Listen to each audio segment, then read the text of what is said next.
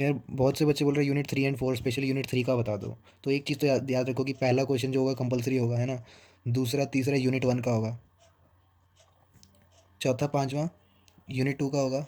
और छठा सातवां यूनिट 3 का होगा।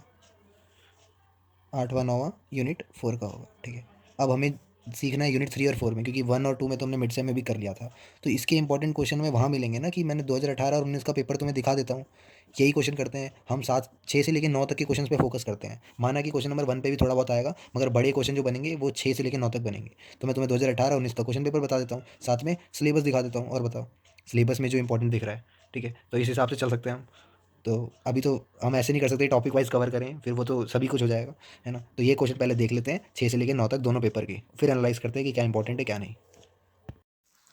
इसमें देखो यूनिट 3 में 2.5G मोबाइल डेटा नेटवर्क है। फिर introduction to mobile data network आ जाता है। जीपीआरएस आ जाता है। अब देखो जीपीआरएस पे दो तीन चीज़ें दे रखी हैं, तो इसका क्वेश्चन बन सकता है, ठीक है। आर्किटेक्चर हो गया, ये एज का पूछ लेगा कोई।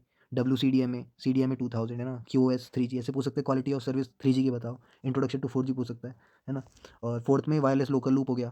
इसमें से कोई क्वेश्चन आ सकता है, आर्किटेक्चर भी हो सकता है इसका।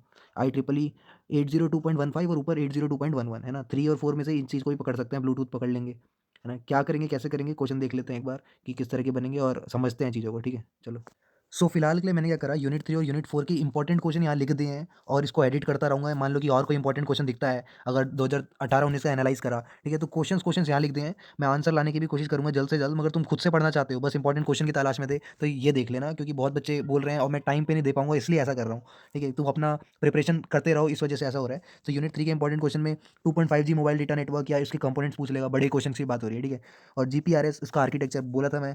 और डिफरेंट नेटवर्क नोड्स जीपीआरएस में, एज क्या होता है, डिफरेंट कैसा है ये जीपीआरएस से। और वायरलेस लेन और IEEE 802.11 अभी अभी बताया मैंने, है ना। अब मोबाइल आईपी का पर्पस क्या है, या IMT 2000 का विजन क्या है 3G को लेके।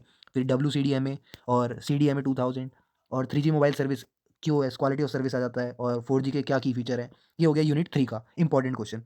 यूनिट 4 में अगर हम पार्ट वाइज देखें, तो अगर वायरलेस लोकल लूप की बात करी जाए, तो WLL का आर्किटेक्चर पूछ लेगा, ये डिफरेंट टेक्नोलॉजीज़ क्या क्या यूज़ होती है उसके अंदर। और WLL प्रोवाइड कैसे कम्युनिकेशन लिंक प्रोवाइड करता है टेलीफोन एक्सचेंज में।